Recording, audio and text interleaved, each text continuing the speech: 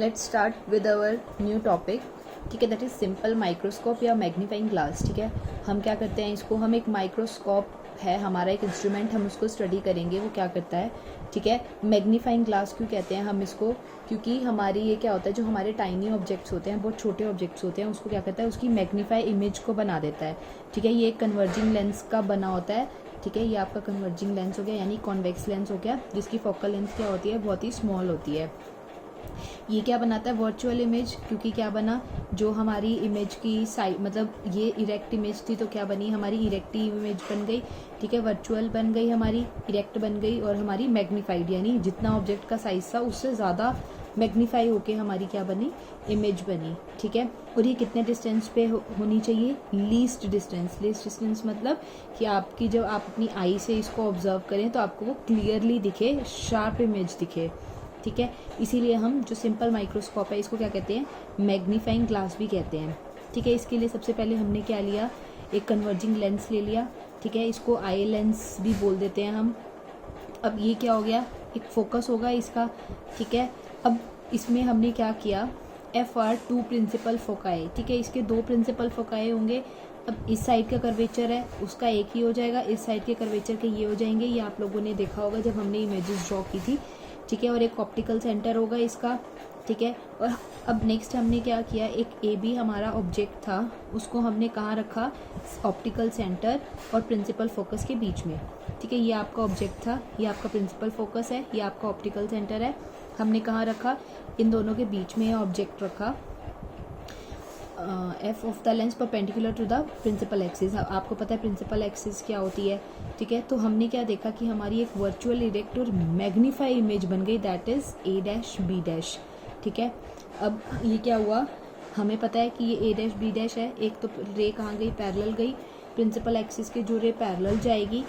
ठीक है, वो कहाँ से पास करेगी, फोकस में से पास करेगी। ये क्या किया इसने, फोकस में से पास किया।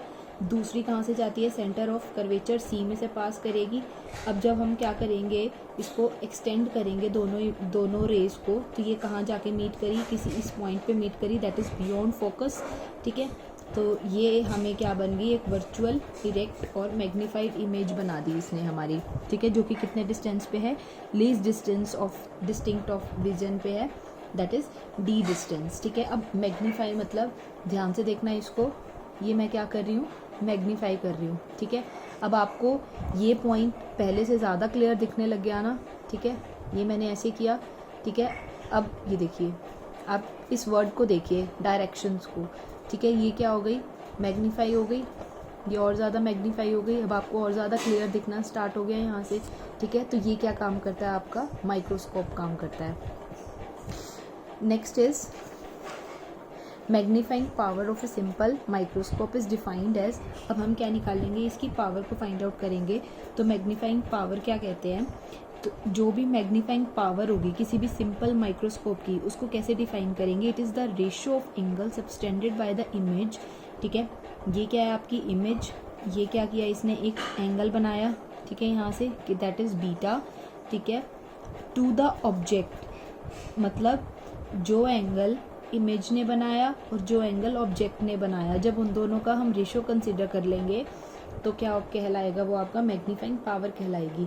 ठीक है, बट एक कंडीशन होती है कि दोनों कहाँ पे होने चाहिए, लीस्ट डिस्टेंस पे होने चाहिए। इमेज तो आपकी लीस्ट डिस्टेंस पे है, ठीक है, दैट इज़ D, बट आपका ऑब्जेक्ट लीस्ट डिस्टेंस पे नहीं है। तो हम क्या कर सकते हैं, इसके जितनी हाइट ये है यहाँ पे इसको मान लो। ठीक है, AB को क्या कर दिया हमने, left hand side least distance पे शिफ्ट कर दिया, दैट इज़ A1 B'। ठीक है, और अब ये जो एंगल बनाएगा इसके साथ, ठीक है, सेंटर के साथ, इस आई के साथ, मतलब ये जो आपका आई लेंस है, इसके साथ जो सेंटर बनाया, इसके साथ जो एंगल बनाया वो कितना हो गया, हमारा अल्फा एंगल हो गया। ठीक है, इमेज ने बीटा एंगल बनाया, ऑब्जेक्ट ने कितना एंगल बनाया, अल्फा एंगल बनाया यहाँ से। ठीक है, तो अब हमारा जो डेफिनेशन है मैग्नीफाइंग पावर की, वो क्या हो जाएगी, बीटा बाय अल्फा हो जाएगी। ठीक है, अब हमें पता है जब थीटा एंगल बहुत स्मॉल होता है तो टैन थीटा को आप कैसे लिख सकते हो, सिर्फ थीटा लिख सकते हो। ठीक है, अगर आप टैन थीटा को थीटा लिख सकते हो तो आप अल्फा को टैन अल्फा और बीटा को टैन बीटा की टर्म्स में भी राइट कर सकते हो। ठीक है, हमने यहाँ पे m को क्या लिख दिया, tan beta by tan alpha लिख दिया। ठीक ठीक है। अब क्या करो, एक आपका इसमें क्या है, ट्रायंगल है ABC, ठीक है। हम क्या करेंगे, टेंजेंट बीटा और टेंजेंट अल्फा की वैल्यू को फाइंड आउट करेंगे। हमें पता है कि टेंजेंट क्या होता है, आपका परपेंडिकुलर बाय बेस होता है, ठीक है। इसमें परपेंडिकुलर कितना हो जाएगा AB और बेस कितना हो गया CB हो गया यहाँ से, ठीक है। दूसरी ट्रायंगल लेंगे जिसकी हेल्प से हम क्या निकालेंगे, टेंजेंट अल्फा निकालेंगे। इसमें परपेंडिकुलर बाय बेस करेंगे। अब क्या करेंगे, इस इक्वेशन में इन दोनों वैल्यूज़ को पुट कर देंगे। तो इसमें कॉमन देखो क्या आ रहा है, AB कॉमन आ रहा है, दैट मीन्स AB कैंसिल हो जाएगा और ये CB ऊपर चला जाएगा, ठीक है। तो ये AB से AB कैंसिल हो गया, CB डैश ऊपर चला गया आपका, तो CB डैश बाय CB हो गया हमारा यहाँ से, ठीक है। अब हमें क्या करना है, CB डैश और CB का डिस्टेंस देखना है कितना है। यहाँ से सबसे पहले हमने क्या देखना है, CB डैश, ठीक है। ये क्या है, आपकी इमेज है, यानी इमेज का डिस्टेंस को क्या लेते हैं हम, V लेते हैं, और साइन कन्वेंशन के अकॉर्डिंग हम लेफ्ट हैंड साइड जा रहे हैं, ठीक है। रे इधर जा रही है तो दैट मीन्स नेगेटिव ले लेंगे। और CB कितना है, ऑब्जेक्ट का डिस्टेंस है, और नेगेटिव साइड जा रहा है तो दैट मीन्स -U। तो इसका मतलब क्या हुआ, हमने क्या ले लिया, -V एंड -U। और अब आप देख सकते हैं मैंने इमेज को क्या कर दिया, मैग्नीफाई कर दिया, ठीक है। ये देखो मैंने मैग्नीफाई करके आपको इसको शो किया। इसमें हमने वैल्यू पुट कर दी यहाँ से, ठीक है। किसकी वैल्यू पुट कर दी यहाँ से, V और U की टर्म्स में लिख दी, दोनों का negative cancel, that is V/U हो गया आपका, ठीक है। अब क्या किया हमने, लेंस फार्मूला पढ़ा था हमने, ठीक है। एक मिरर फार्मूला, एक लेंस फार्मूला। मिरर फार्मूला में तो बीच में प्लस साइन था, लेंस में नेगेटिव साइन आता है। तो हम क्या करेंगे, इसको एक लेंस फार्मूला को कंसिडर करेंगे, 1/V - 1/U is equals to 1/F। हमने क्या किया, दोनों तरफ V से मल्टीप्लाई कर दिया, ठीक है। जब V से मल्टीप्लाई कर दिया तो ये 1 बन गया, ये V/U बन गया, ये V/F बन गया, ठीक है। और हमने क्या देखा, अब यहाँ से आपका जो V/F है, ठीक है, तो जो V/U है इसकी वैल्यू क्या आई थी, M, ठीक है। तो V/U किसके इक्वल आया था, M के इक्वल आया था। तो इसकी जगह हम क्या लिख सकते हैं, M लिख सकते हैं। तो 1 - M is equals to V/F। तो हमने क्या कर लिया, हमें मैग्नीफिकेशन निकालनी है, तो हमने मैग्नीफिकेशन को इस साइड रख दिया, ठीक है। मैग्नीफिकेशन को राइट हैंड साइड ले गए, इसको लेफ्ट हैंड साइड ले आए, तो M is equals to 1 - V/F हो गया, ठीक है। अब V कितनी है हमारा, यहाँ से आप देखो जो हमने लीस्ट डिस्टेंस कंसिडर किया था V, ठीक है। V किसकी है, इमेज का डिस्टेंस है, और इमेज का डिस्टेंस हमने क्या लिया था, यहाँ से D लिया था, ठीक है।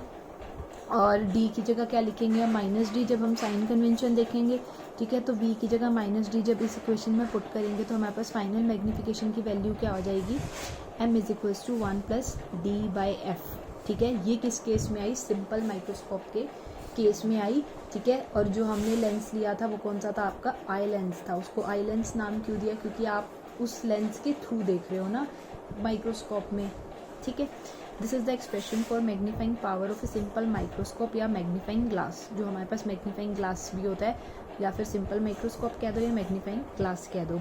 अच्छा, अब आप क्या देखते हो, जैसे जैसे F की वैल्यू डिक्रीज होती जाएगी, यहाँ से F की वैल्यू क्या हो गई, कम होती गई, ठीक है। तो M क्या हो जाएगा आपका, इंक्रीज होता जाएगा, इसकी वैल्यू कम होती गई, तो दैट मीन्स ये पूरी वैल्यू इंक्रीज हो गई, ये पूरी वैल्यू इंक्रीज हो गई, तो मतलब 1 में वो इंक्रीज वैल्यू ऐड हो गई, दैट मीन्स ये M की होल वैल्यू क्या हो गई, इंक्रीज हो गई, ठीक है। इसका मतलब क्या हुआ, जितनी छोटी फोकल लेंथ होगी हमारी लेंस की, उतना ही ज़्यादा हमारी मैग्नीफाइंग पावर होगी, ठीक है। मीन्स जितना कम हमारी फोकल लेंथ होगी, और हमारी फोकल लेंथ कम कब होएगी, आपको पता है आपका F कितना होता है, यहाँ से R/2 होता है F की वैल्यू, ठीक है। F की वैल्यू R/2 होती है, दैट मीन्स रेडियस कम होना चाहिए। रेडियस कम होने का मतलब क्या है, आपका लेंस क्या होना चाहिए, अपर्चर लेंस का छोटा होना चाहिए, ठीक है। तो दैट मीन्स जब जब इसकी फोकल लेंथ क्या होगी, हमारी छोटी होगी, तब तब हमारी मैग्नीफाइंग पावर क्या होती जाएगी, उस लेंस की इंक्रीज होती जाएगी।